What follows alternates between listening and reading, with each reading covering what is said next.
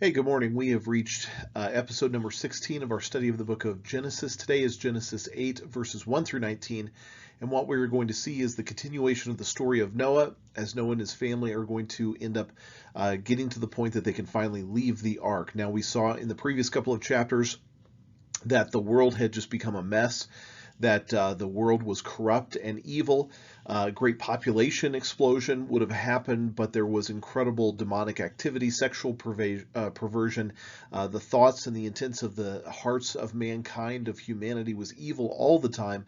They had turned their backs on God, and that was a 1,000-year period from the time of creation to the time of Noah. Well, God's wrath was poured out upon this kind of world, a world that had turned their backs on him, that had become corrupt and filled with violence, sexual perversion, and again, demonic activity, and all the thoughts and hearts turning to evil.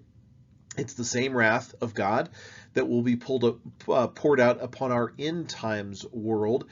The same wrath will parallel the events of Noah's day, and we will see that happening if we are that final generation.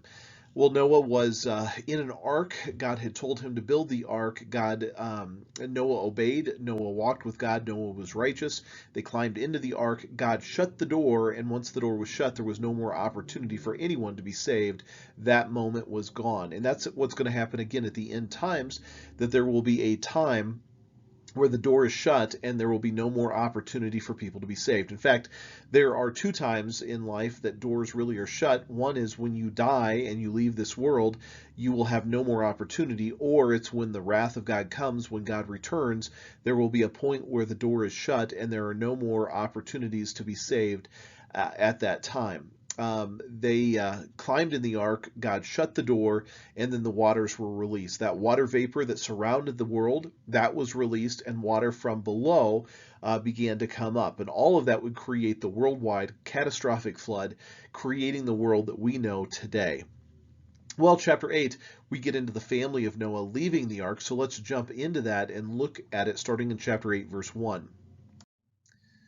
It says, "Then God remembered Noah and every living thing and all the animals that were with him in the ark, and God made a wind to pass over the earth, and the waters subsided." So God remembered Noah. This idea of God is a strange one, because God does not forget.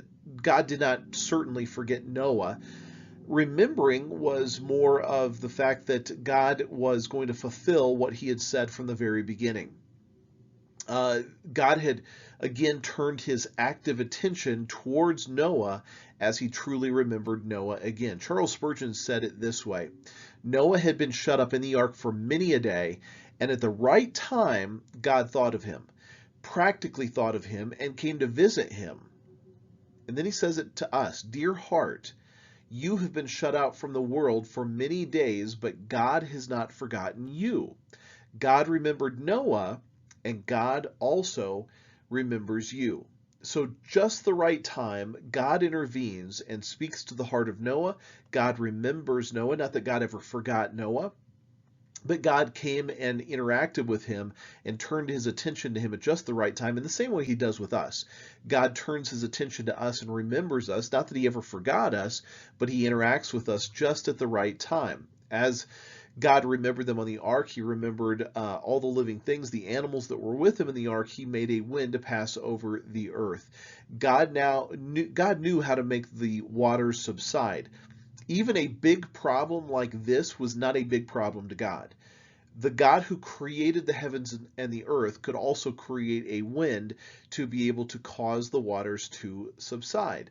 So they are there on the ark. God turns his attention back to them, remembers Noah, remembers the animals. In other words, just he's turning his attention back to them from the wrath that had been happening, and now he's going to bring them safely through this event. Chapter 8, verse 2, we're going to see that the floodwaters are going to start to reside, and now the ark is actually going to come to rest on Mount Ararat. So let's look at it together.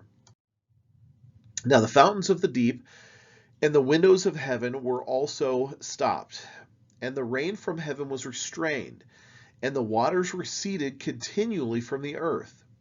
At the end of the 150 days, the waters decreased. Then the ark rested in the 7th month, the 17th day of the month, on the mountains of Ariat. And the mountains decreased continually until the 10th month. In the 10th month, on the first day of the month, the tops of the mountains were seen. Now, what I find interesting in all of this is God pinpoints it by giving exact dates. The Jewish calendar, they would have known what those dates were. We had, first of all, the 7th month, the 17th day of the month, that's when the ark came to rest.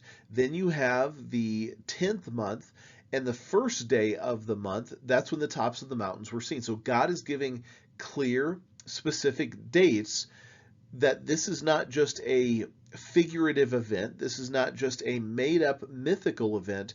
This is an actual event with actual days. Now, again, we looked at it last week that there were over 200 cultures that have a story of the flood in their history.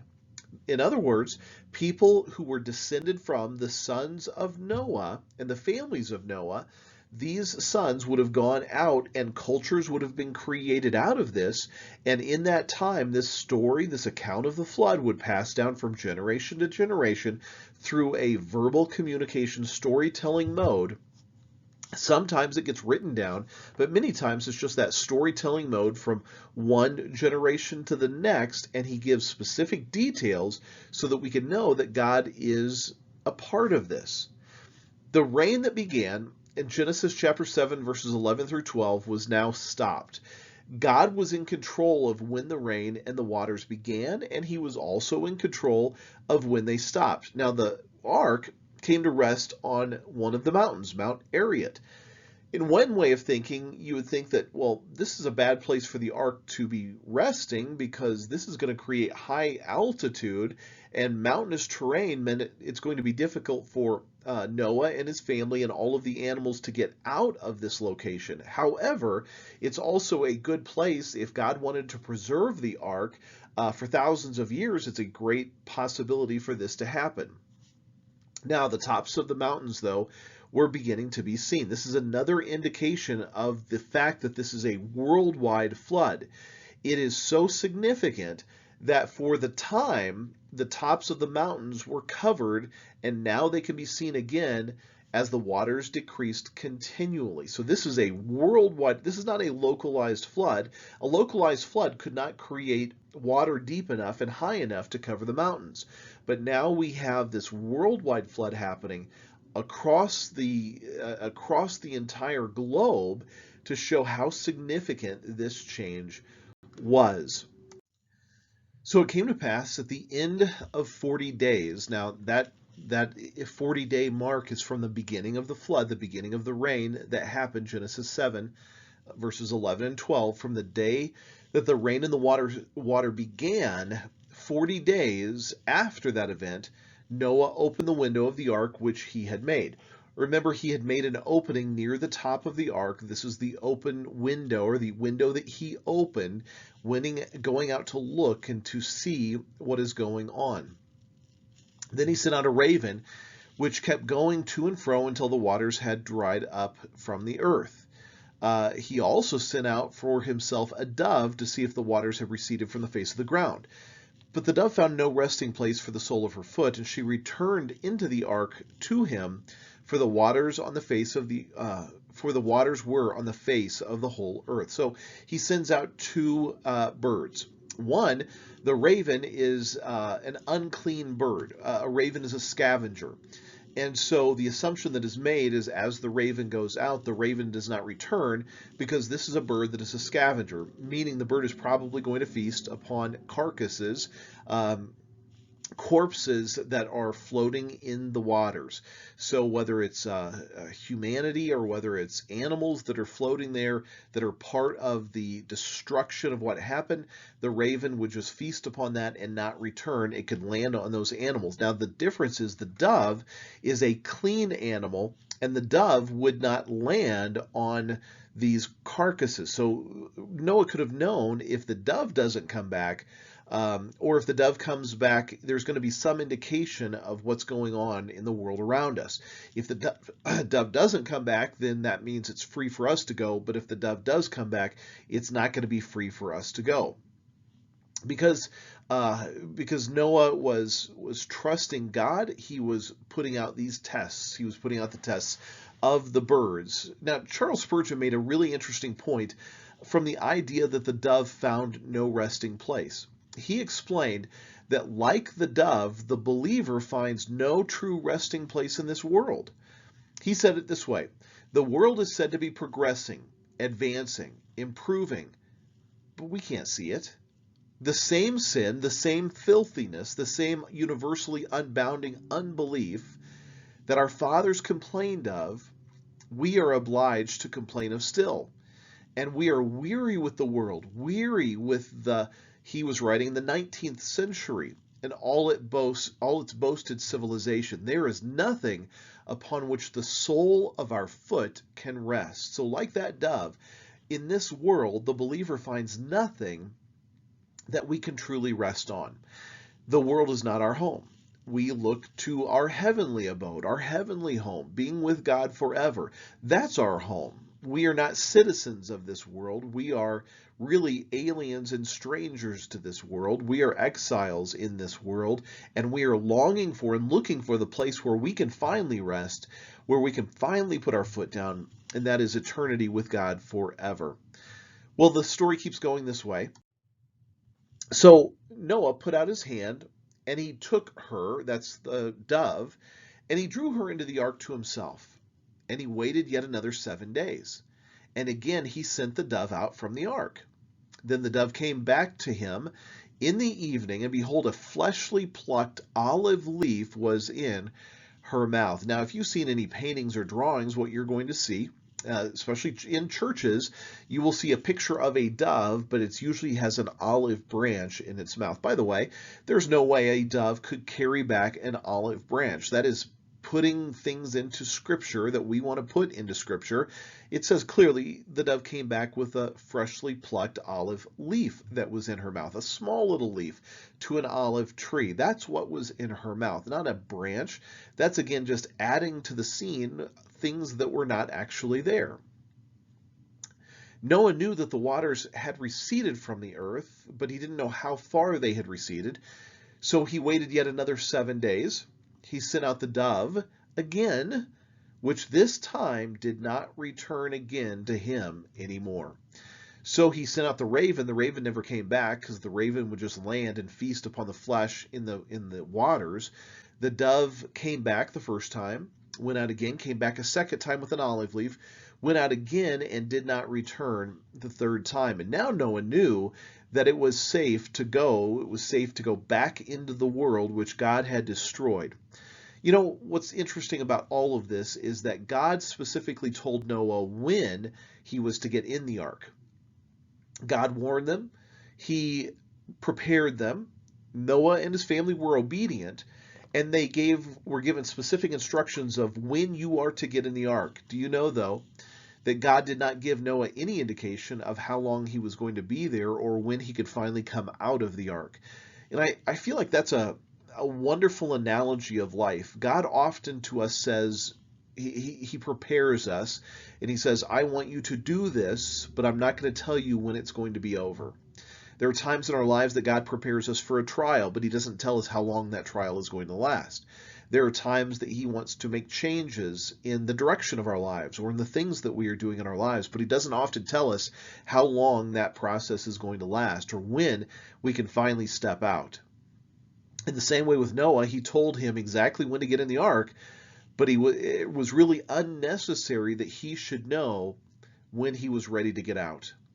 Charles Spurgeon said it this way: God always lets his people know what is practically for their good, but he often finds it unnecessary to tell them how long it's going to last.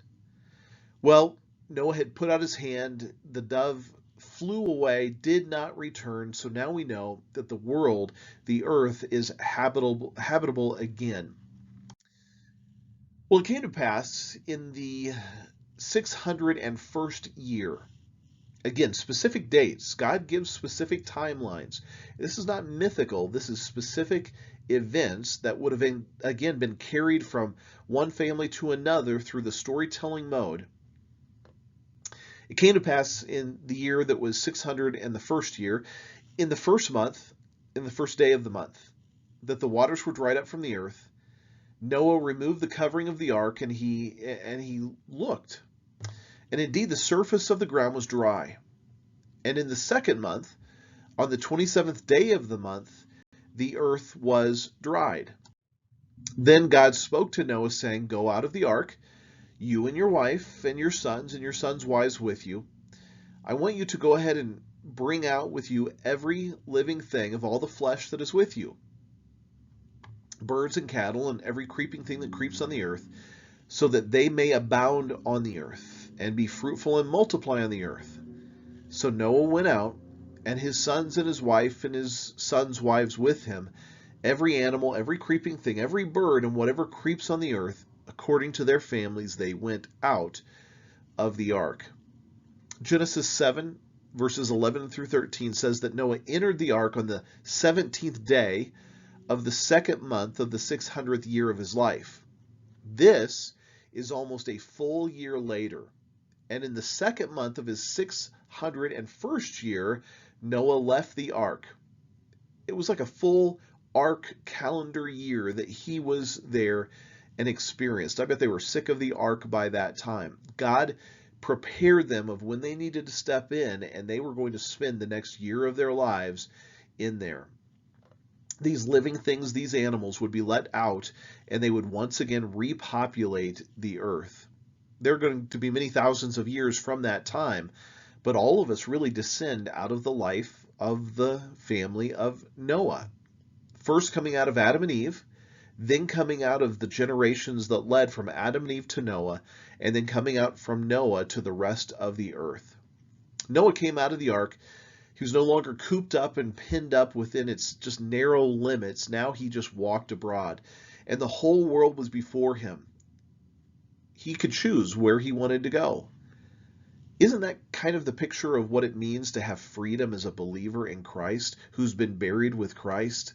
Now you enjoy the possessions of God, the freedom of God, walking in the newness of life. We were in slavery to sin. We were confined, and we were in a narrow band. But then God came and set us free, and now we get to walk in newness of life and the freedom of life that God gives us to freely enjoy. Well, next time, we are going to go on to what happened from that point on, God's covenant with Noah that would be developed, the fact that Noah would build an altar and offer a sacrifice to God, and then God's promise to Noah and to all mankind. And we'll look at that next time. We'll wrap up chapter 8 and get into chapter 9 for our next study. Well, thank you so much for joining me today. Have a wonderful day, and I'll see you back here in a few days for our next devotional.